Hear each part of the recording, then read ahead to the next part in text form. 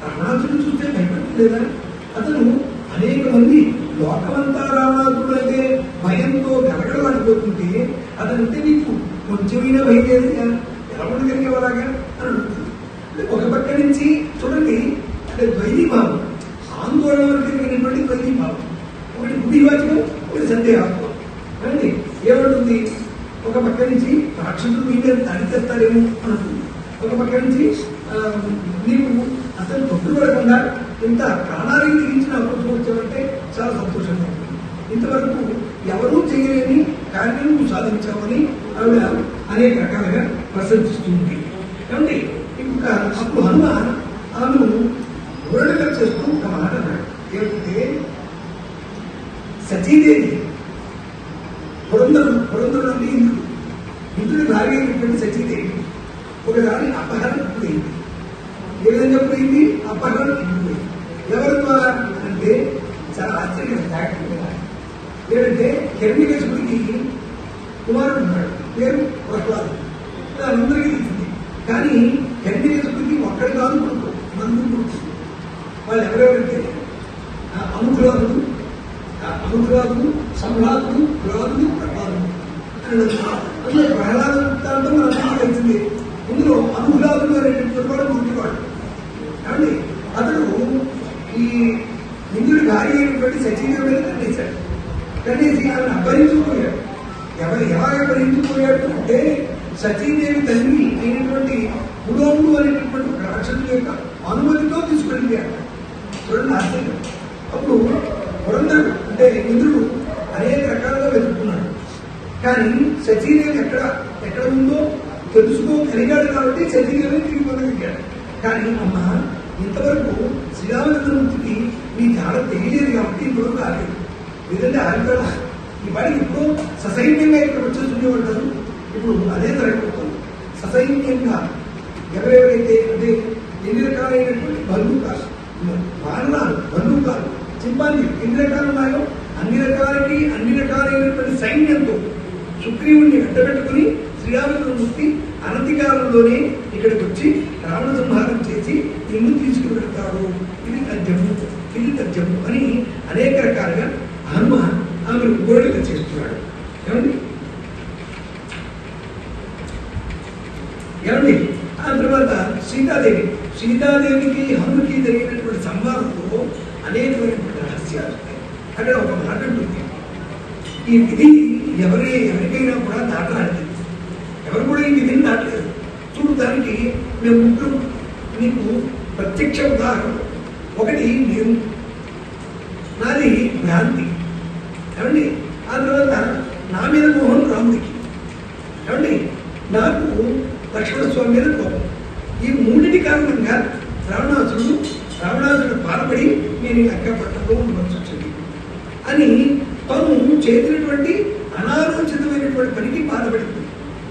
సరే, దీనికి అందరికీ కారణం విధి వైపరీత్యం ఇలా వచ్చింది కాబట్టి మేము దాటలేకపోయామయ్యా అని చెప్తూ ఏమంటుందంటే వ్యసనం అంటే మొదటిది కోరిక, 3 వ్యసనాలేట. ఏమండి 3 వ్యసనాలు. 1 కోరిక, 2 మోహం, 3 కోపం. ఈ మూడింటి వలన ఎంత నష్టం జరిగిందో చూడు. నేను బంగారు వేడి ఉంటుందా అంటే జాగ్రత్తగా ఒక క్షణం మనసు పెట్టి ఆలోచిస్తే అంతకు ముందు విన్నది కాదు రాక్షసమయ అని లక్ష్మణస్వామి చెప్తున్నప్పటికీ కూడా నేను వినలేదు. అయినా ఒక భ్రాంతి, ఒక కోరిక పడి అప్పుడు నేను అక్కడ ఆ బంగారు తీర్పు కోసం నువ్వు వెళ్ళవలసింది అని నేను శ్రీరామచంద్రమూర్తిని కోరాను. ఎందుకు కోరింది ఆవిడ? దాన్ని ప్రాణాలతో పట్టుకున్నాను. అండి నువ్వు ప్రాణాలతో పట్టుకుంటే నేను దాంతో ఆడుకుంటాను. ప్రాణాలతో కాదా ఆ జంకితనం లేదు, కూర్చొని మనం తపస్సు చేసుకోవచ్చు లేదా గొడవ చేసుకోవచ్చు అని చెప్పింది. కాబట్టి అప్పుడు రాముడు నా మీద మోహం కొద్ది, నా మాటలు కొట్టేయకూడదు అనేటటువంటి మోహం కొద్ది తను ఆ మాయాన్ని పరిగెట్టాడు. నాది కోరిక ఒక వ్యసనం, ఆయనది మోహం, నా మాట కారణలేదు, అదొక వ్యసనం. ఆ తర్వాత లక్ష్మణస్వామి నాకు అనేక విధాలుగా మంచి చెప్పాలని చూశాడు. అమ్మ నేను వెళ్ళను, శ్రీరామచంద్రమూర్తిని మెచ్చించగలిగినటువంటి వాడు కానీ యుద్ధంలో గెలవగలిగినటువంటి సూర్యుడు కానీ ఏమీ లేదు. ఇది రాక్షస మాయ. హే సీత, హే లక్ష్మణ అంటున్నటువంటి వాడు ఎవడో రాక్షసుడు చెప్పిన క్లియర్గా. అందుకని అమ్మా నేను నీకు సంరక్షణగా ఉండాల్సిందే, నేను ఇక్కడి నుంచి ఒక అడుగు కూడా వేయను అనగానే ఆవిడ ఆదుర్దాన్ని నా శ్రీరామచంద్రమూర్తికి ఏమవుతుందో ఇది స్త్రీ సహజమైనటువంటి లక్షణము, జాగ్రత్తగా గమనించాలి. కాబట్టి ఇప్పుడు మనకి ఈ స్త్రీలు ఎంత జాగ్రత్తగా ఆలోచిస్తారో అంత పశువులు కాలు కూడా వేస్తుంటారు. స్త్రీ సహజమైనటువంటి లక్షణం కాబట్టి ఏమిటంది, లక్ష్మణస్వామి మీద కోపం పడింది. నువ్వు ఏదో అకారణమైనటువంటి కోరికతో ఇక్కడ ఉండిపోతానంటున్నవే కానీ మరొకటి కాదు. దీని అందరికీ మనసులో వచ్చిన మాట కాదు, ఒక రకమైనటువంటి ఆందోళన, ఒక ఆందోళనతో కొన్ని అపభ్రంశమైనటువంటి మాటలు వస్తుంటాయి. ఆ కారణం చేత ఆవిడ మరి అంత భక్తుడైనటువంటి పరమ భక్తాగ్రేసరైనటువంటి లక్ష్మణస్వామి మీద నేను అనాలోచితంగా మాట్లాడాలి, నాకు ఇలాంటి శిక్ష ఆ భగవంతుడు వేయవలసిందే అని ఆవిడ మనసులో పరిపరి విధాలుగా బోధించింది. కాబట్టి హనుమకి చెప్పుకుంది. ఇప్పుడు ఒక శ్లోకంలో ఆ 3 వ్యసనాల వల్ల మేము ఇబ్బంది పడ్డామని చెప్పిన మాట వాస్తవం. కానీ దానికి లోతైనటువంటి వ్యాఖ్య చేస్తే ఆమె తన మనసులో ఉన్నటువంటి ఆందోళన అంతా కూడా హనుమతో ఒక ఆప్యాయంగా చెప్పుకుంది. కాబట్టి ఆ తర్వాత హనుమంటి ఆవిడికి ఎంత అభిమానం అంటే పట్టాభిషేకం జరుగుతున్నప్పుడు శ్రీరామచంద్రమూర్తి అడుగుతాడు, ఇంతమంది మానవులు మీరందరూ కూడా మన కోసం, మన నీ మాన సంరక్షణ కోసం నా పరుపున యుద్ధంలో ప్రాణానికి తెగించి పోరాడారు కదా, వీరందరి పట్ల నీకు ఎవరైతే పరమ ఇష్టడో అతనికి మారణ బహుకరించు అని ఇచ్చింది. అప్పుడు ఆవిడ ఏమాత్రం ఆలోచించకుండా హనుమ చేతులు వెళ్ళిపోతుంది.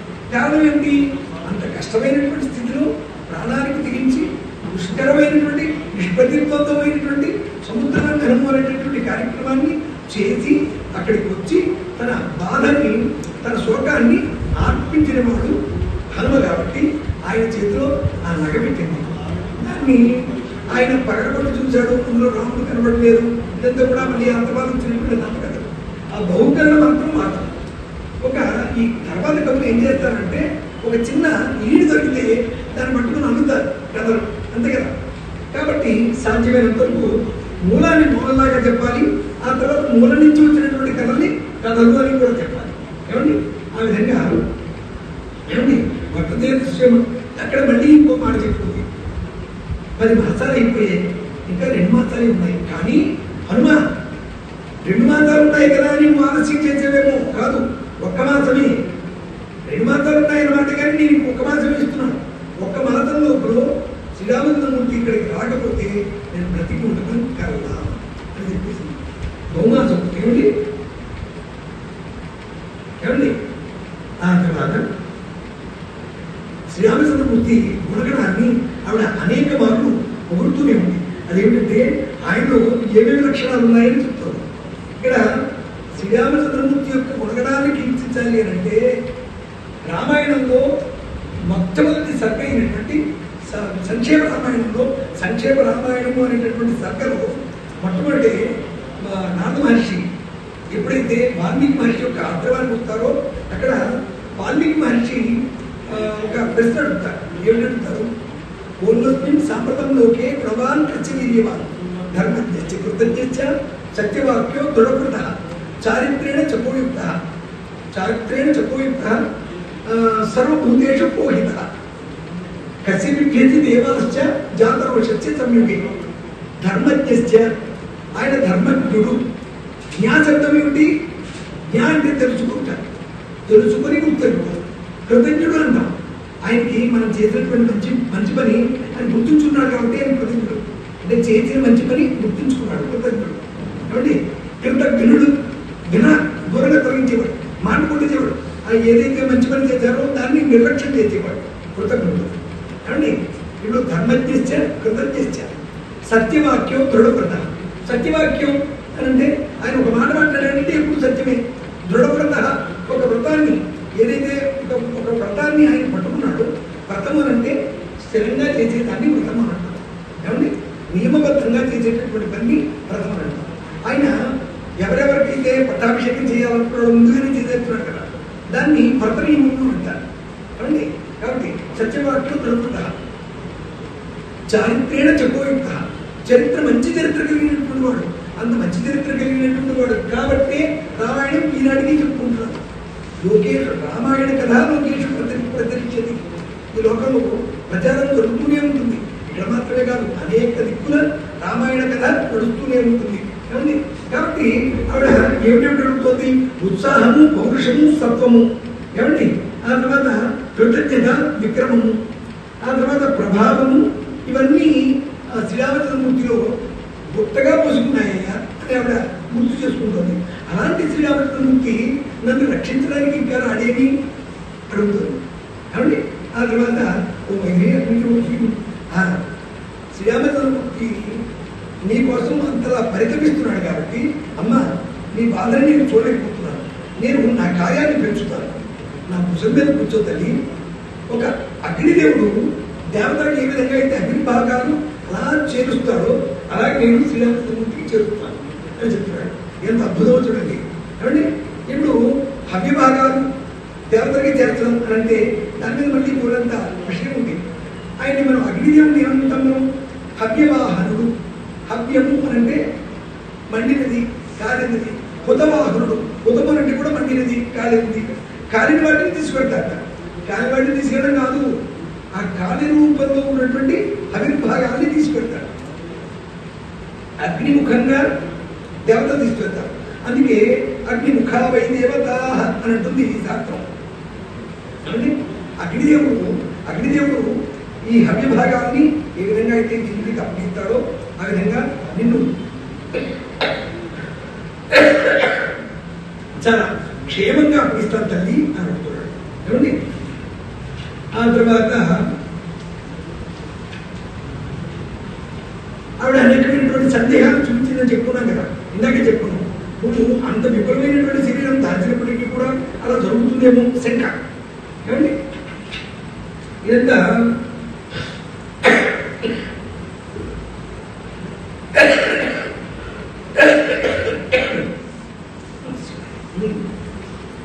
ఇప్పుడు అమ్మా నేను నీకు శ్రీరామచంద్రమూర్తి యొక్క అంగుళీకాన్ని ఇచ్చాను. మరి అదేవిధంగా శ్రీరామచంద్రమూర్తికి నీ గురించి చెప్పాలి అంటే, నేను చూశాను అని నేను గుడిగా చెప్పాలంటే ఏదైనా ఒక విషయాన్ని మీ ఇద్దరి మధ్య జరిగినటువంటి విషయాన్ని గుర్తు చేసుకుని చెప్తే నేను శ్రీరామచంద్రమూర్తికి అదే కథ వివరించి చెప్తాను అని అంటే, అప్పుడు ఆ తల్లి ఒక విషయాన్ని గుర్తు చేసుకుని చెప్పింది. ఏమిటంటే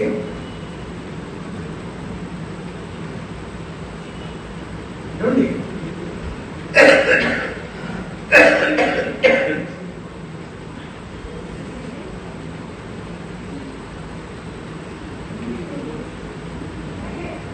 దీనిని కాకాసుడి వృత్తాంతము అని అంటాం.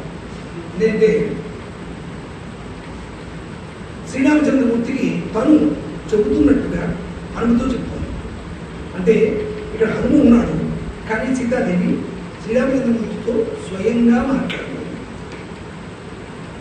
ఓ రామ, అప్పట్లో మనం వనవాసం చేస్తున్నాం. ఆ వనవాసం చేస్తున్నప్పుడు ముందుగా కోసల రాజ్యం నుంచి, అయోధ్య పట్టణం నుంచి కోసల రాజ్యం దాటుకుని, కోసల రాజ్యం గంగాతీరం దాటుకుని మనం దండకారణ్యంలో జనస్థానం అనేటటువంటి ప్రదేశంలో విడిచి చేశాం. అక్కడ కరుడు, దూషణుడు, త్రిచరుడు మొదలైనటువంటి రాక్షసులు, శూర్పణఖ వృత్తాంతము అదంతా అయిన తర్వాత అక్కడి నుంచి మనం చిత్రకూటం వెళ్ళాం. ఆ చిత్రకూటం దగ్గర అది ఒక అద్భుతమైనటువంటి పర్వతం. ఆ పర్వతం దగ్గర మనం ఒక చక్కటి కుటీరాన్ని ఏర్పాటు చేసుకున్నాం. ఆ కుటీరంలో నువ్వు నేను లక్ష్మణస్వామి యొక్క సహకారంతో వాస్తు ప్రకారంగా చక్కటి కుటీరాన్ని నిర్మింపజేసుకున్నాం. అందులో అనేక మంది దేవతలందరినీ కూడా ప్రతిష్ఠింపజేసుకున్నాం. అక్కడ నువ్వు వైష్ణవ సాంప్రదాయం ప్రకారంగా శ్రీ మహావిష్ణువుని అర్చించేవాడివి. ఆ తర్వాత శివుడిని కూడా అర్చించేవాడివి. ఈ మాట చాలా అమలం చేసి చెప్పవలసినటువంటి మాట. కాబట్టి ఆయన శ్రీరామచంద్రమూర్తి వాస్తు మంత్రభాగము బాగా తెలిసిన వారు. కాబట్టి ఈ మాట చిత్రకూట పర్వతం దగ్గర ఒక చక్కటి ఆశ్రమం నిర్మించుకున్నారు. ఇదంతా గుర్తు చేస్తుంది. అక్కడ చిత్రకూట పర్వతం దగ్గర ఒక గొప్ప వనం ఉన్నది. అంటే ఒక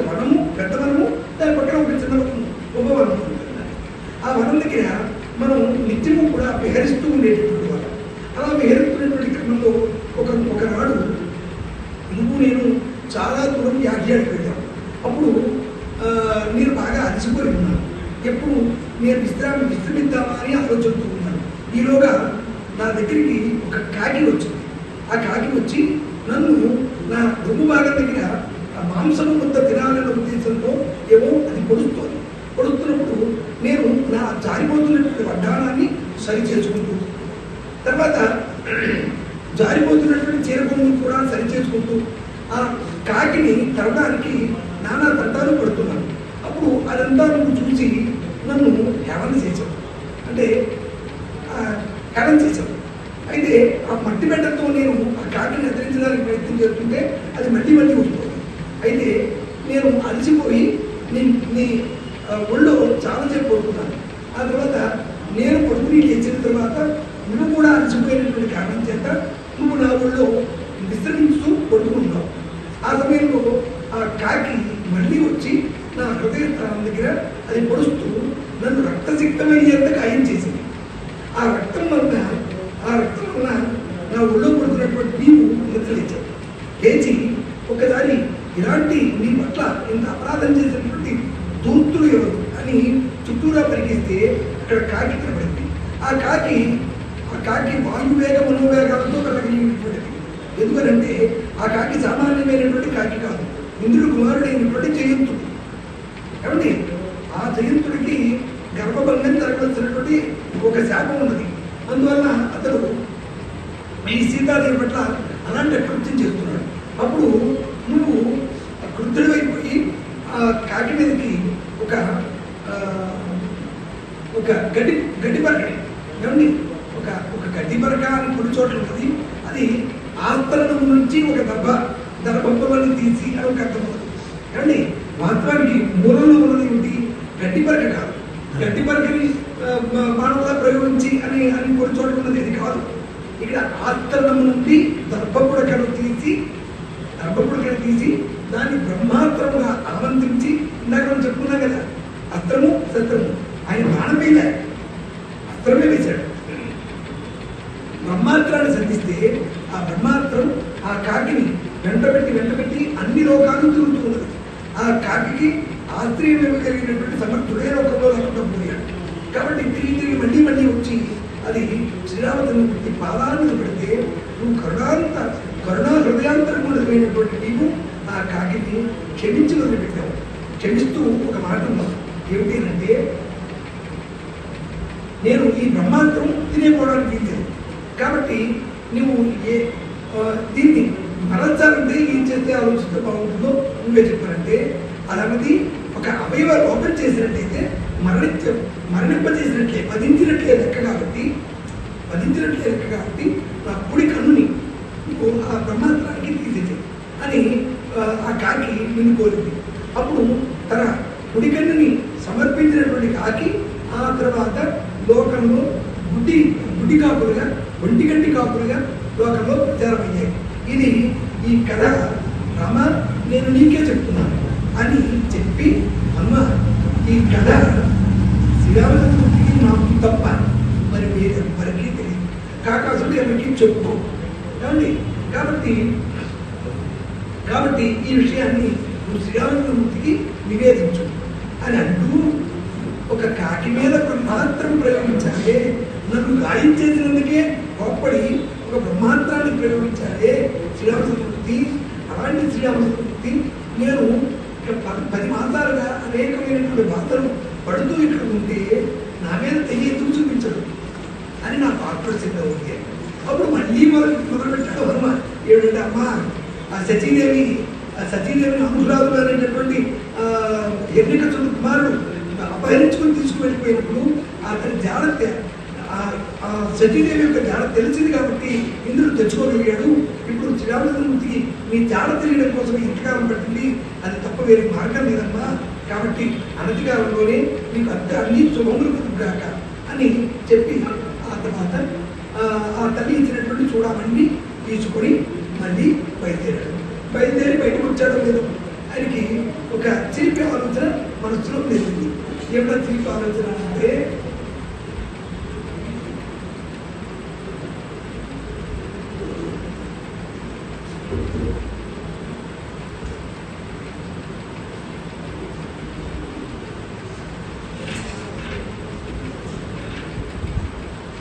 ఒక్క నిమిషం అండి.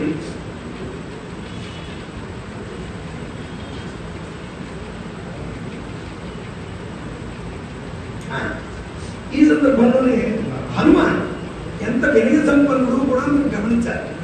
ఏమండి సీతాదేవి అడుగుతుంది, ఎవరు వచ్చారు, ఎవరెవరు ఉన్నారు మీ దాంట్లో అంటే ఆయన హనుమంటాడు, నాకన్నా గొప్పవాళ్ళు అత్యంత మహారాజులు మా మానవసేనలో అనేక మంది ఉన్నారు అని అని చెప్తూ ఒక శ్లోకం ఇచ్చాడు. మరి విశిష్టార్థ సంతినత్ర లోకత మొత్తం ప్రత్యేక ప్రసిద్ధ నాస్తి సుగ్రీవ సన్నిధం. నాకన్నా చిన్నవాళ్ళు ఎవరు లేరమ్మా. చూడండి ఎంత వెలిగ సంపన్నుడు హనుమాన్. నాకన్నా చిన్నవాళ్ళు సుగ్రీవుడి దగ్గర ఎవరు లేరు, అందరూ నాకన్నా గొప్పవాళ్ళే అని ఎవరనంటే అహంతావధి ప్రాప్తి వస్తే మహాబలా, మీరుండగా ఇంకా పెద్ద పెద్ద బలవంతంతో ఏమని ఇలాంటి కార్యానికి నారాయణ చిన్నవాళ్ళే కదా పంపిస్తారు అని అన్నాడు. అంటే అందులో రెండు అర్థాలు ఉన్నాయి. ఇది మహాకార్యము, మిగతా వాళ్ళు ఎవరు సాధించలేరు అని అన్వయర్థం.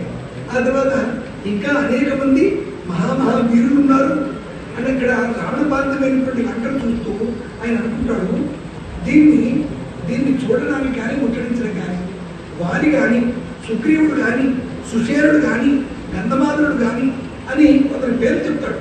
వారికి మాత్రమే సాధ్యం, ఇంకెవరికి సాధ్యం కాదు అని మానవీయులందరినీ కూడా ఒకసారి ప్రస్తుతం చేసుకుంటాడు. ఏమండి ఆ తర్వాత మారుదేవి ఏమండి నువ్వు శోకించవు తల్లి అని అంటాడు. ఏమండి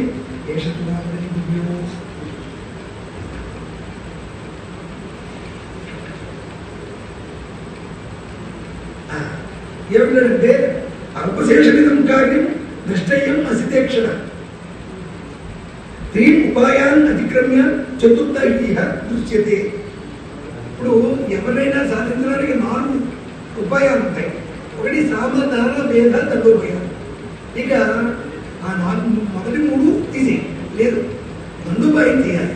మరి ఎంత చేసి ఇంత సీతాదేవిని కలుపుకుని శ్రీరామచంద్రుడికి ఇదంతా చెప్తే నాకు సాటిస్ఫాక్షన్ ఉండదు. ఎవరైతే సూతగా వచ్చినటువంటి వాడు మూల కార్యానికి పోటీ లేకుండా, మూల కార్యం చెడకుండా, మరి అంతకన్నా గొప్ప కార్యం చేస్తే కదా దూత లక్షణం పరిపూర్ణంగా నెరవేరింది. ఇప్పుడు నేనేం చేస్తాను, ఈ ముందు అశోకవనాన్ని అంతటి కూడా ధ్వంసం చేస్తాను. అశోకవనాన్ని ధ్వంసం చేస్తాను. ఆ తర్వాత ఎవరో రాక్షసులు ఉంటారు, వాళ్ళని నేను సంహరిస్తాను. ఆ తర్వాత రావణుని కలిసేటటువంటి అవకాశం వస్తుంది. అప్పుడు రావణాసురుని కలుస్తాను, వాళ్ళు మంచి మాటలు చెప్తారు. అప్పుడు కానీ అతడు సీతాదేవిని అప్పగించాడు సరే, లేదా కార్యం గంధర్వులకి తీసుకుంటారు. కాబట్టి ఆ ప్రయత్నం కూడా నేను చేస్తాను. ఇప్పటి వరకు ఈ లంకలో అనేకమైనటువంటి విశేషాలు నేను చూశాను, రహస్యాలు కూడా చూడగలిగాను. కానీ దాంతోపాటు నా భుజబల పరాక్రమాలు వారికి పరిచయం చేస్తాను. వారి బల పరాక్రమాలు కూడా నేను తెలుసుకుంటాను. రావణాసురుడిని సంపూర్ణంగా చూస్తాను. ఈ 3 విశేషాలు ఇంకా ఉన్నాయి అని 4వది అయినటువంటి దండోపాయం కోసం ఆలోచన చేశాడు. ఆలోచన చేసి అక్కడి నుంచి ఏం చేస్తున్నాడు, అనేక రకాలుగా ఆ అశోకవనాన్ని ధ్వంసం చేయడం ప్రారంభించాడు. ఆ ధ్వంసం చేసినటువంటి క్రమంలో ఆ లక్షణాలు, వాన లక్షణాలు ఎన్ని రకాలుగా ఉన్నారో అన్ని రకాలుగా చేసుకుంటూ వచ్చాడు. ఆ ధ్వంసం చేస్తుంటే ముందు అక్కడ చుట్టూగా ఉన్నటువంటి సీతాదేవి చుట్టూగా ఉన్నటువంటి ఎవరైతే రాక్షస స్త్రీలు ఉన్నారో వాళ్ళందరూ సీతాదేవి అడుగుతున్నారు. ఎవరు అడుగుతున్నారు అంటే ఎవరో పోతొచ్చి మీకు మాట్లాడటం మేము ఎవరిని గమనించాం, మేము కొడుకు ఉన్నాము అని అనుకుంటున్నాము కానీ నేను గమనించాం అతను ఎవరంటే అడిగారు. అప్పుడు ఆ తల్లి అన్నది, ఏమో నాకేం తెలుసు, ఎవరు రాక్షసులు 3 మంది తిరుగుతుంటారు, ఆ రాక్షసులు ఎవరైనా నాకేం తెలుసు, నాకేం తెలియదు అని ఆవిడ ఏమి చెప్పకుండా దాట వేసింది. దాట వేసిన తర్వాత ఈ రాక్షస స్త్రీలందరూ పరిగెత్తుకు వెళ్ళి అక్కడ ఈ వన సంరక్షకులతో చెప్పారు. వన సంరక్షకుడు వెళ్ళి రావణాసురుడికి వినిపించుకున్నారు, అశోకవనాన్ని మీకు అత్యంత ఇష్టమైనటువంటి అశోకవనాన్ని ధ్వంసం చేసుకోండి అని చెప్పగానే రావణుడు అన్నాడు. అప్పుడు ఆయనకి ఆలోచించలేక ఒక 80,000 మంది రాక్షసుని యుద్ధానికి పంపించాడు. ఆ 80,000 మంది రాక్షసులు అనేకమైనటువంటి మంది మార్గంతో ఉండి 80,000 మంది రాక్షసులు మరి సేనాధ్యక్షులు వాళ్ళు ఎవరో ఉంటారు, వాళ్ళందరూ కూడా వస్తున్నారు. వాళ్ళు వస్తుంటే ఈ హనుమ తన బల ప్రకటన, తను ఎవరి దాసుడు, ఎవరెవరి ఆనంద మేరకు ఇక్కడికి వచ్చాడు, ఇవన్నీ కూడా అందరికీ తెలియజెప్పాడు. ఈ శ్లోకాన్ని జగతి శ్లోకములు అంటారు. ఏమంటారు? జగతి శ్లోకములు. అంటే ఇవి మనం తప్పనిసరిగా ప్రధానంగా చెప్పుకోవాల్సినటువంటి మాటలు.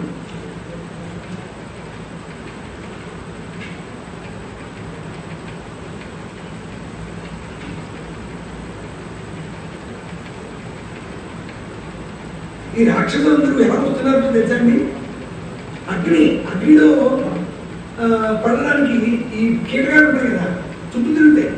అగ్నిశిఖ చుట్టూ తిరిగేటటువంటి ఈ కీటకాలు ఏదో దీపం అనుకోదు, ఏదో వెలుతురు అనుకుని దాని దగ్గరికి వెళ్ళి భస్మం అయిపోతుంటాయి. ఈ రాక్షసులందరూ కూడా పతంగా లాగా పతంగా ఇవ పావకం. పావకం అంటే మంట, పావకం అంటే అగ్నిహోత్రుడు, పావకుడు. అవండి ఆ పావకుడు దగ్గరికి వెళుతున్నటువంటి పతంగా అలాగా.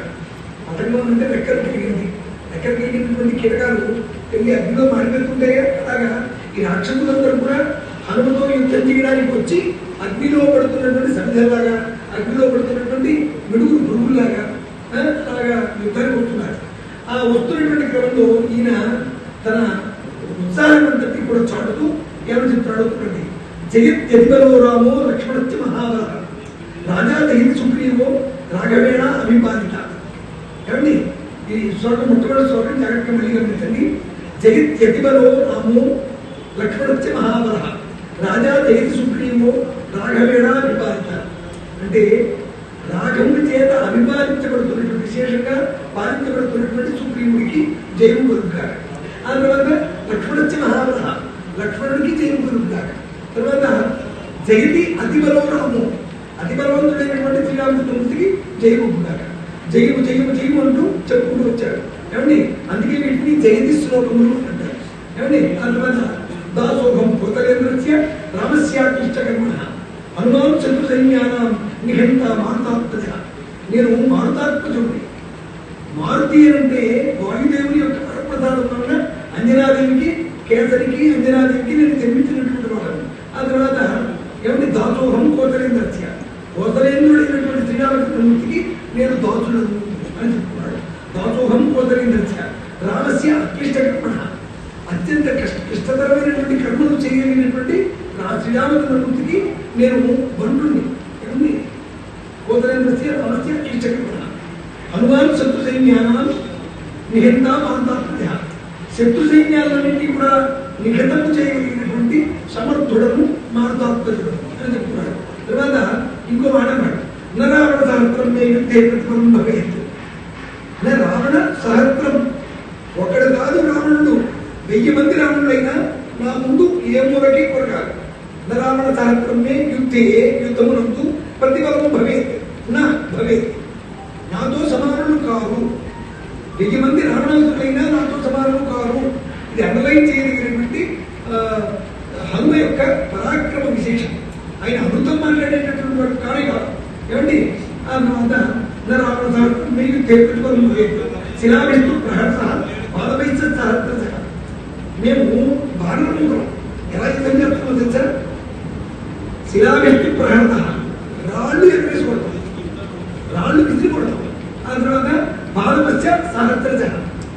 పాదము అంటే చెట్టు పెకలించి విసురుతాం. అండి చెట్టు పెకలించి విసురుతాం.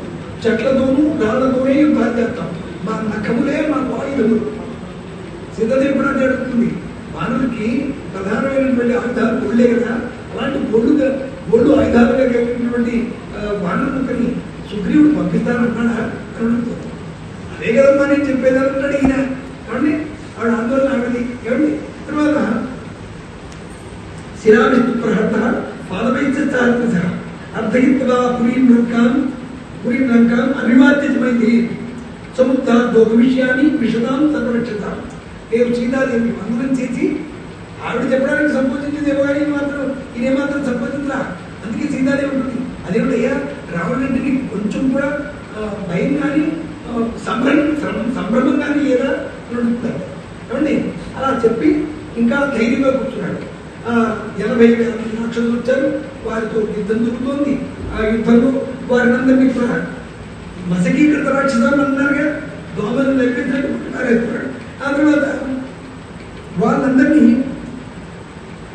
వాళ్ళందరితో యుద్ధం చేస్తున్నటువంటి క్రమంలో మళ్ళీ ఒకసారి ఆయన సింహనాదం చేసి మరొకసారి జయంతి శ్లోకాన్ని, అదే విధమైనటువంటి జయంతి శ్లోకాన్ని మొట్టమొదటి శ్లోకం మాత్రం మార్చి మిగతాన్ని చెప్పాడు. ఇవి కూడా జయంతి శ్లోకాలు కాబట్టి ఇది కూడా మనం చెప్పుకోవాలి. అత్ర విజీతాం రామో లక్ష్మణస్య మహాబల రాజా జయంతి సుగ్రీవో రాఘవేడా విభారత దాసోహం కోతలేనస్య, ఇవన్నీ కూడా మళ్ళీ మామూలే. ఇందులో మొట్టమొదటి పాదం మాత్రం మారింది చూడండి. అత్ర విజీతాం రామో లక్ష్మణస్య మహాబల అనేటటువంటి మొట్టమొదటి శ్లోక పాదం మారింది. మిగతావన్నీ కూడా జయంతి శ్లోకాలు మళ్ళీ ఒకసారి చెప్పాడు, మళ్ళీ ఉత్సాహంగా. ఏమండి ఇంకా ఇంకా ఇంకా పద్దెనిమిది ఏ విధంగా చెప్తున్నాడు చూడండి. మాతృశానాం సహస్రాణి విసృష్టాని మహాత్మనాం ఏమండి బలీనాం మానవేంద్రాణం సుగ్రీవ వశవర్తినాం అదంతి వసుధాం కృష్ణాం వయమన్యేచ మానరాహ. నాలాంటి లక్షలాది కోట్లాది మానవులు ఈ ప్రపంచమంతా తిరుగుతూనే ఉన్నారు. సీతాదేవిని వెతుకుతూ వారందరూ వచ్చారా అభిప్రాయపోయింది. అంటే ఇక్కడ ఇది ఒక స్ట్రాటజీ ఏంటంటే అవతల రాక్షస వీరుని డామినేషన్ చేయాలి, డామినేట్ చేసి వాళ్ళందరినీ సైకలాజికల్గా వీకెట్ చేయాలి. ఇది ఒక అద్భుతమైనటువంటి యుద్ధ కౌశల్యం. ఏమండి కాబట్టి బలీనాం మానవేంద్రాణం సుగ్రీవ వశవర్తినాం సుగ్రీవ వశవర్తులైనటువంటి అనేక మంది వానరులు అనేక చోట్ల తిరుగుతున్నారు. దశనాగబలాహ, నాగబలాహ అంటే నాగ శబ్దానికి సంస్కృతంలో ఏనుగు అని అర్థం ఉంటుంది. ఏమండి మీకు భారతం చిన్నప్పుడు చదువుతున్నప్పుడు నాగాయుధ బలసంపన్నుడు అని భీముడు చదివేవాడు. చదివితే నేను నాగాయుధ బలసంపన్నుడు, నాగాయుధ అని అంటే అర్థమయ్యేది. ఆ తర్వాత పెద్దవాళ్ళు విడదీసి చెప్పారు, రే ఆయుధం అంటే సంఖ్యమానం, నాగా అంటే ఎరువు, ఇన్ని ఏరుగా బలం కలిగినటువంటి వాడు హనుమాని, భీముడు అని. ఏమండి కాబట్టి ఇక్కడ ఎవరు చెప్తున్నాడు? దశనాగ బల కేచిత్, కొందరు 100 ఏరుల దశ 10 ఏరుల బలం కలిగినటువంటి వాడు కొందరుంటే, ఏమండి కేచిత్ దశగుణోత్తర దానికి 10 రెట్లు బలం కలిగినటువంటి వాళ్ళు అనేక మంది. ఏమండి అందువల్ల కేచిత్ నాగసహస్రస్య 1000 ఏరుల బలం కలిగినటువంటి వాళ్ళు అనేకులు ఉన్నారు. అందువల్ల ఇంకా బహు వస్తుల్య విక్రమ, అలాంటి అంతకన్నా సమానమైనటువంటి వాళ్ళు త్రిడీకృతమైనటువంటి మనసంపన్నులు అనేక మంది ఉన్నారు అని మళ్ళీ ప్రకటించి వాళ్ళందరికీ వెన్నుల్లో బడుగు పుట్టించాడు హనుమాన్. ఏమండి ఆ తర్వాత 80,000 మంది రాక్షసులు వస్తే వారినందరినీ కూడా చక్కగా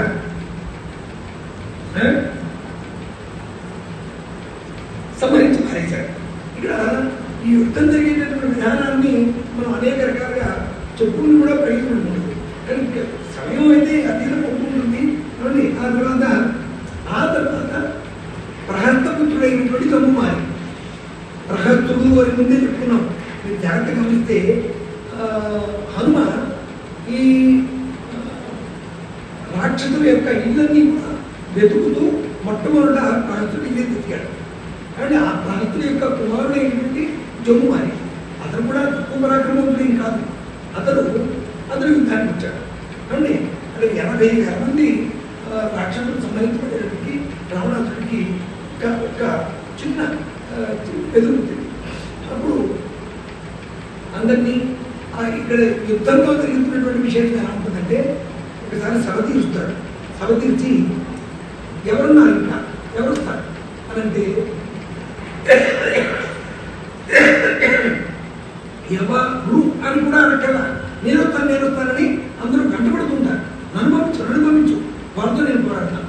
కారణం ఏంటంటే వారి చేతిలో మరణం పొందితే సాక్షాత్తు మోక్షమే. కాబట్టి వీళ్ళందరూ కూడా వ్యాఖ్యలు ఉంటాయి అన్నీ. ఏంటంటే ఎప్పుడెప్పుడు మోక్షం పొందుతో వాళ్ళని చూస్తుంటారు వీళ్ళందరూ. కాబట్టి నన్ను పంపించు అంటూ ముందుకు వచ్చినటువంటి వాడు జమ్ముమారి కూడా సామాన్యుడైనటువంటి రాక్షసుడు కాదు, సైన్యాధ్యక్షుడు యొక్క కుమారుడు కదండి. కాబట్టి వాడు మొట్టమొదట ఒక అర్ధచంద్రాకార బాణంతో కొట్టడానికి ప్రయత్నం చేశాడు. ఆ తర్వాత 10 బాణాలు ముడ్డి మీద, ఆ తర్వాత ఇంకొక 10 బాణాలు అన్ని రకాలుగా హనుమని ఒక అనేకమైనటువంటి బాణాలతో కొట్టాడు. బాణాలతో కొడితే ఆయన ఒంటి నుంచి కారినటువంటి రక్తం వల్ల హనుమ ఇంకా అసలు మామూలుగానే పగిన వర్ణం, కొంచెం ఎరుపు కలిగినటువంటి వర్ణం, అది ఇంకా ఎలాగే కనపడడం మొదలెట్టాడు. అప్పుడు వెంటనే ఒక పెద్ద శిలని ఎత్తి జమ్మువారి మీద ఎత్తుతాడు. జమ్మువారి మళ్ళీ ఆ బాణాలతో తన యొక్క బాణాలతో ఆ శిలని ఇచ్చేస్తాడు. ఆ తర్వాత ఒక పెద్ద సారవృక్షాన్ని మధ్య చెట్టు ఎత్తి గిరగరా తిప్పడం మొదలెట్టాడు. హనుమ గిరగరా తిప్పడం మొదలు పెడితే ఆ జమ్ముమాని మళ్ళీ కొన్ని బాణాలతో ఆ సారవృక్షాన్ని కూడా తుత్రీయం చేసేసాడు. ఆ తర్వాత ఇంకా